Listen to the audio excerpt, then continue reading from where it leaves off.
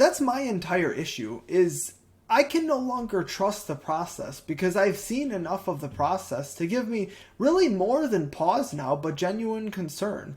And listen, poor GMs have lucked into good teams. They have lucked into building good teams. Listen, we see Trent Baalke have a Super Bowl caliber team in San Francisco.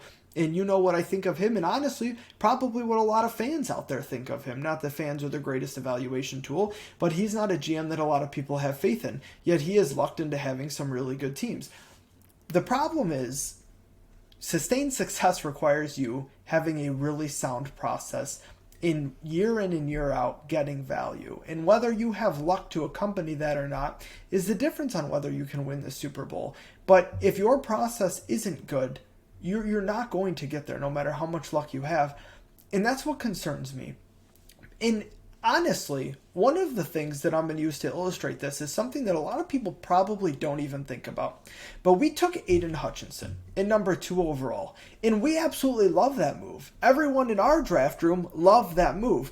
And the Lions loved that move. They loved it so much that the moment that Walker went number 1 overall, they were filling out the card and running it up to the stage. And we heard that the NFL recently was a little bit miffed with the Lions, and it's something that I talked about. I don't remember if it was on the draft cast or before it. I think it was probably during the draft cast. Yeah. I talked about the NFL likes to drag this out. Like, the Jacksonville's known who they're picking for months, yet they used up almost all their allotted 10 minutes to make their first round pick. It's like, God dang, man. I mean, really, if you were going to do a trade, you'd have made a trade by now, right? So the NFL likes teams to drag this out. The Lions said, screw that. We're so happy to get Hutch. We're ready to pick Hutch now. The problem is they put in that pick right away. But if you are really doing this the right way, even if you think Aiden Hutchinson is like a Hall of Fame talent, okay, and we don't know what he's going to be at the NFL level, you have to do your due diligence. And once Aiden Hutchinson was there, you have to field calls from other teams until your 10 minutes is up. Because no prospect has an untouchable price. Really. I mean, there's not a prospect out there. We're talking prospects, not established players in the NFL, and really they don't either. But prospects especially, none of them have an untouchable price.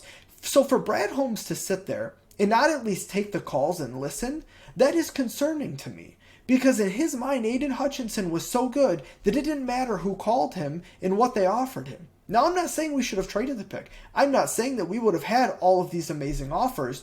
But as a GM of a team, you have to do your due diligence. You can't just put your pick in 90 seconds and be like, listen, this is the guy we wanted. We're ecstatic for him to be here. It doesn't matter. You have got to field those calls, and not doing